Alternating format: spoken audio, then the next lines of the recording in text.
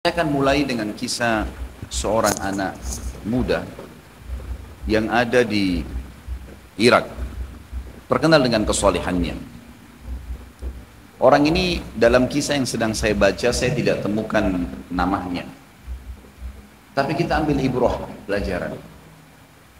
Orang ini saking kekuatan hubungannya dengan Allah luar biasa, kalau azan langsung ke masjid on time, tidak pernah ketinggalan saf pertama. Dari pakaiannya sudah penampilannya sangat dekat dengan Allah. Kalau ngomongnya selalu cuma ayat Al-Quran, nasihat, hadis Nabi SAW.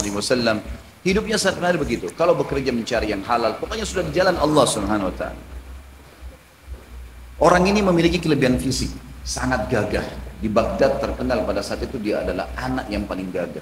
Umurnya juga masih sekitar 19 tahun pada saat itu kisah ini terjadi. Sampai menjadi buah bibir di kalangan seluruh wanita di Baghdad pada saat itu. Berharap wanita bisa ngobrol saja sama dia karena luar biasa tampannya, orangnya santun, sampai dikejar-kejar. Yang terjadi saudaraku, ada satu wanita kaya, seorang istri pejabat pada saat itu, terkenal dengan kecantikannya, kekayaannya. Semua laki-laki juga mengejar dia karena kelebihan fisik yang dia miliki. Dia berkata kepada orang di sekitarnya, saya akan menaklukkan laki-laki dan pasti dia akan berzina dengan saya. Yang terjadi saudaraku, dibuatlah sebuah tipu daya syaitan di depan rumah orang ini, perempuan ini. Kebetulan waktu suaminya lagi pergi bertugas keluar kota, dan zaman dulu orang kalau tugas berbulan-bulan dan Allahu a'lam bisa kembali atau tidak, karena memang mereka pada zaman itu tidak ada komunikasi, tidak ada transportasi kayak kita sekarang, tidak ada alat komunikasi menurut saya yang bagus seperti sekarang, dan tidak ada transportasi. Ini jelas dia lagi di rumahnya, dia berhias dengan semaksimal mungkin kecantikan yang dia miliki dengan semerbak minyak wangi yang luar biasa. Kemudian dia bilang sama dayang-dayangnya, kalau anak muda itu lewat di depan rumah, bilang kalau di dalam rumah ada orang yang sedang sakit dan tidak ada laki-laki yang bisa bantu, tolong bawa ke tabib. Dijebaklah anak muda ini. Begitu dia lewat, tiba-tiba dayang-dayangnya keluar 3-4 orang dengan teriak-teriak, tolong bantu, tuan kami sedang sakit.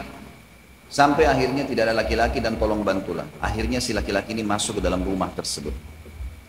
Waktu dia masuk dalam rumah tersebut, saudaraku seiman, maka yang terjadi adalah, yang terjadi pada saat itu, ditutup pintu. Kemudian si perempuan yang tadi licik ini berkata, kalau kau tidak mau berzina dengan saya akan teriak bahwasanya kau sengaja datang untuk mengganggu saya di rumah saya. Dijebak. Waktu itu rumah semua berdekatan, sedikit teriakan sudah kedengar. Serba salah. Apa yang harus saya lakukan? Terjebak di sebuah ruangan rumah dengan wanita yang sempurna, terjebak di sebuah ruangan, wanita di depan matanya dengan kesempurnaan, cantik, kaya, punya jabatan, tinggal minta dia berzina saja. Hanya itu. Dia bisa menikmati, dia bisa mendapatkan harta dan seterusnya. Tapi saudaraku, orang yang sudah mengenal Tuhannya Allah berbeda.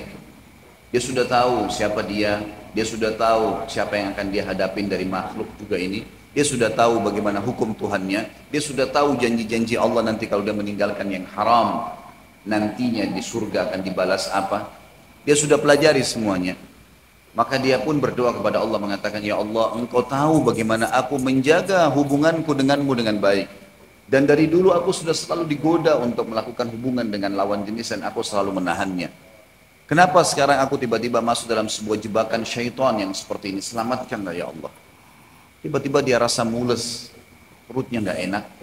Kemudian dia bilang, saya mules, saya butuh kamar kecil. Kata perempuan tersebut, kamar kecil di depan mata saya ini, buka, silakan masuk. Tapi tetap setelah kau keluar, kau akan zina dengan saya. Kalau enggak, saya akan teriak. Dia masuk, kemudian dia buang air besar. Dalam kisah ini, maaf, kisahnya memang begitu. Buang air besar. Setelah buang air besar, muncul ide di pikiran dia. Tiba-tiba Allah berikan petunjuk, dia mengambil kotorannya sendiri, dia tempel di bajunya. Pada saat dia keluar dari ruangan tadi, si perempuan kaya ini yang terkenal dengan kebersihannya, kecantikannya segala, kaget melihat. Tadinya bajunya rapi orang ini, tiba-tiba penuh dengan kotoran dia sendiri. Lalu dia mengatakan, kenapa kau begini? Dia bilang, saya begini orangnya. Inilah yang sedang terjadi sekarang. Maka Kalau kau mau berzina, saya orangnya sudah seperti ini kotoran di badan saya. Akhirnya perempuan tersebut mengatakan, keluarkan laki-laki ini jorok dan kotor.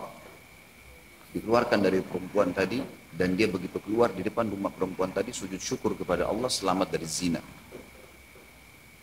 Bagaimana seseorang kalau tahu dan mengenal Tuhannya, dia akan menyelamatkan dirinya dari dosa, bukan cuma terjerumus.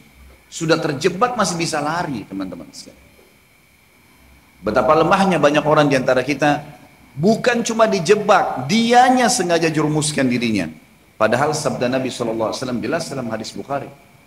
Kalau seseorang hamba berbuat dosa, satu dosa kecil, tertetes di dalam hatinya titik warna hitam.